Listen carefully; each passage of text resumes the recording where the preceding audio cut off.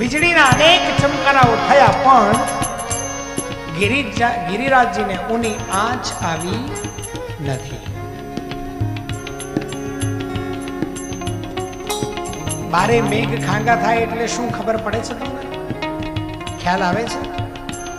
હે, એક વાદળ ખાલી ફાટે ને,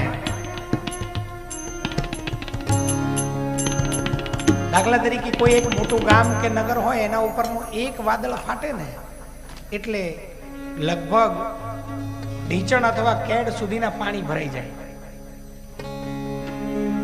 એક વાદળ ફાટે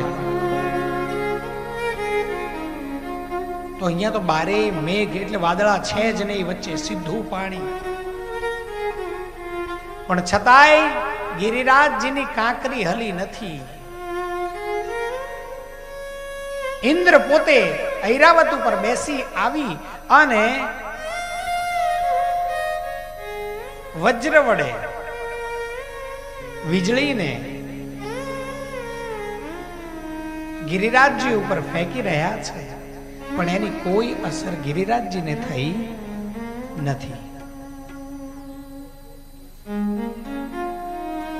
ટૂંકમાં ઇન્દ્રને પોતાની ભૂલ સમજાઈ, પણ હવે ઇન્દ્રને ભગવાન પાસે આવતા બીક લાગે છે. એટલે ઇન્દ્રએ કામધેનુ ગાયને આગળ કરી છે. ભગવાને ગિરિરાજજીને નીચે મૂકી દીધા છે. વળી પાછું ગોકુળિયું સુંદર રીતે વસી ગયું છે અને ભગવાન વટવૃક્ષને ટેકો દઈને બેઠા છે.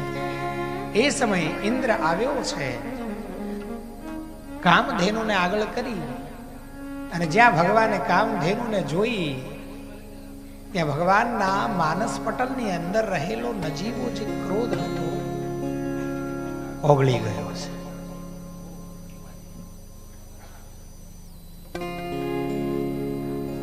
આપણે આપણા દીકરાને વહુ સાથે કદાચ વર્ષોથી ના બોલતા હોય, પણ એનું નાનકડું બાળ ગમે ત્યારે આવીને તમને વળગી જાય અને બા કહે અથવા તો બાપુજી કહે, દાદા કહે, એટલે તમારો અડધો ક્રોધ એમ નામ ઓગળી જાય. એમ ભગવાનને ગાયો બહુ વહાલી છે. ગાયને જોઈને ભગવાનનો નજીવો ક્રોધ પણ ઓગળી ગયો છે.